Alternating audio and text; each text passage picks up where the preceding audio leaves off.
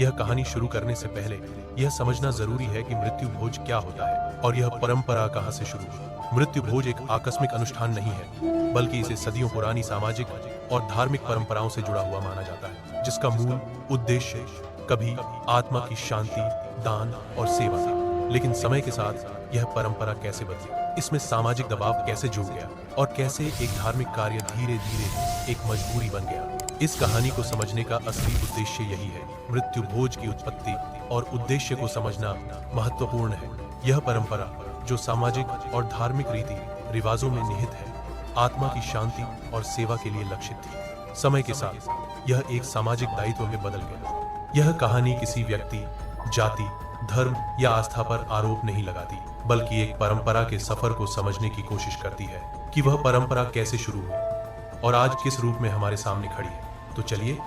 बिना किसी पूर्व धारणा के, बिना किसी आरोप के, सिर्फ सच और सामाजिक हकीकत को समझने के लिए इस कहानी की शुरुआत करते हैं। एक समय की बात है।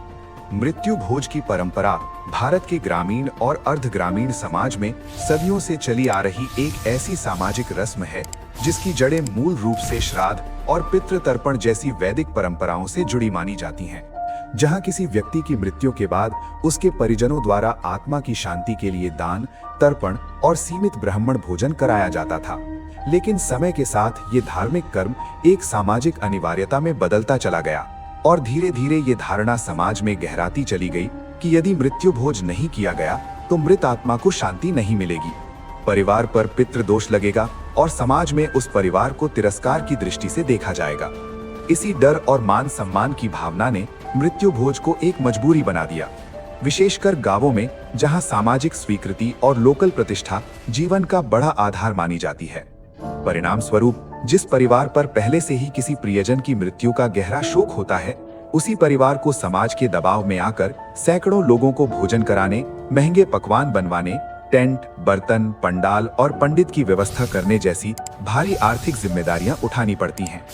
कई बार तो ऐसे परिवार भी मृत्यु भोज करने को मजबूर होते हैं जिनकी आर्थिक स्थिति अत्यंत कमजोर होती है और उन्हें इसके लिए कर्ज लेना पड़ता है, गहने गिरवी रखने पड़ते हैं या वर्षों की जमा पूंजी खर्च करनी पड़ती है। यहीं से मृत्यु भोज को लेकर बड़ा सामाजिक विवाद खड़ा होता है, क्योंकि एक ओर इसे परंपरा और रीति रिवाज का नाम दिया जाता है, वहीं दूसरी ओर ये परंपरा गरीब और मध्यम वर्गीय परिवारों के लिए मानसिक, आर्थिक और भावनात्मक शोषण का कारण बन जाती है। धार्मिक दृष्टि से देखा जाए तो किसी भी प्रमुख हिंदू धर्म ग्रंथ, चाहे वो वेद हों, उपनिषद हों या गरुड़ पुराण, कहीं भी ये स्पष्ट रूप से नहीं लिखा है कि मृत्यु के बाद पूरे समाज या गांव को भव्य भोज कराना अनिवार्य है। शास्त्रों में आत्मा की शांति के लिए दान, तर्पण, श्राद्ध और सत्कर्म को महत्व दिया गया है, न कि दिखावटी आयोजनों को। फिर भी समाज में फैली गलत धार्मिक व्याख्याओं और पंडितों द्वारा कही जाने वाली अधूरी या डर पैदा करने वाली बातों के कारण लोग ये मान लेते हैं कि मृत्यु भोज न करने से अनिष्ट होगा। यही वजह है कि आधुनिक समय में कई समाज सुधारकों, सामाजिक कार्यकर्ताओं और शिक्षित वर्ग ने इस परंपरा का खुलकर विरोध किया है